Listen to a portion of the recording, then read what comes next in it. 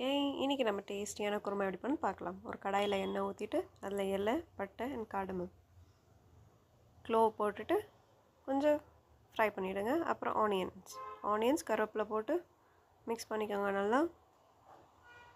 And கொஞ்சம் turmeric add பண்ணிக்கோங்க.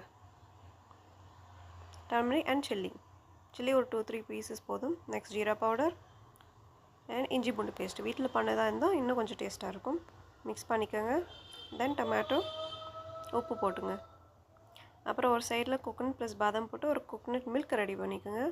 Next ஒரு சில்லி பவுடர், அப்புறம் தனியா பவுடர் நல்லா மிக்ஸ் பண்ணிக்கோங்க. அண்ட் கொரியாண்டர் பவுடர் அடி பிடிக்காமல் துற வைக்குங்க. தென் நம்ம பாயில் பண்ண vegetables, that is beans, potato and carrot boil பண்ணது ஒரு கடாயில் போட்டு மிக்ஸ் பண்ணிக்கோங்க. அப்புறம் கொஞ்சம் தேவையான அளவு தண்ணி ஊற்றிங்க. நல்லா கொதிக்க விட்டுட்டு நம்ம ஏற்கனவே பண்ண வச்ச கோகனட் மில்க் ஆட் பண்ணிவிட்டு கொதிக்க விட்டால் டேஸ்டியான குருமா ரெடி.